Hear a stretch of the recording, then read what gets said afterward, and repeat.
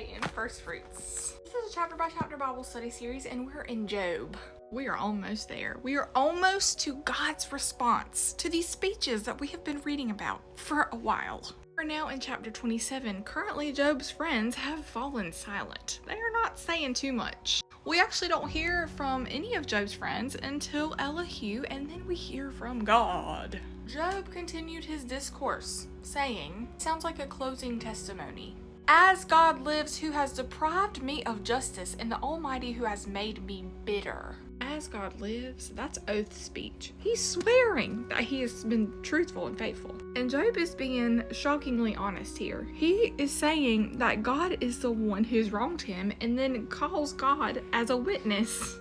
As long as my breath is still in me and the breath from God remains in my nostrils, my lips will not speak unjustly and my tongue will not utter deceit. Job is speaking about God as he understands him, not as Job wishes God would be like. In verse 3, when he talks about the breath from God, he's acknowledging that God is the one who gives him life. Yet he's still accusing him. Like, God, what are you doing? Job continues to depend on God for life. He's saying his integrity matters more than relief. And he's not gonna say anything that may be a lie about God or himself. He then goes on to continue the speech, and it almost sounds like Job is agreeing with his friends, but it's not.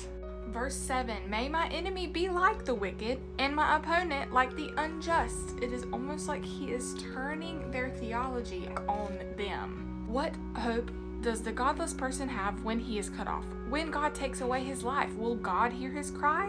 When distress comes on him, will he delight in the Almighty? Will he call on God at all times? I will teach you about God's power. I will not conceal that what the Almighty has planned. All of you have seen this for yourselves. Why do you keep up this empty talk? He is saying, if someone is accusing me falsely, may they be labeled as wicked. And their equation equals suffering equals guilt. And Job is saying, we all suffer, but at least the righteous have God, a living hope. 13, this is a wicked man's lot from God. The inheritance the ruthless receive from the Almighty. Even if his children increase, they are destined for the sword. His descendants will never have enough food. Those who survive him will be buried by the plague, yet their widows will not weep for them. Though he piles up silver like dust and heaps fine clothing like clay, he may heap it up, but the righteous will wear it, and the innocent will divide up his silver.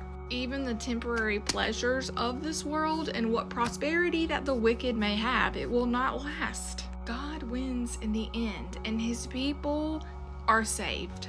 Job is suffering with hope, and the unrighteous suffer without it. And we see here truth spoken honestly about God matters more than having tidy, neat answers about him. Sometimes our questions look messy, and sometimes we get it wrong. God is so good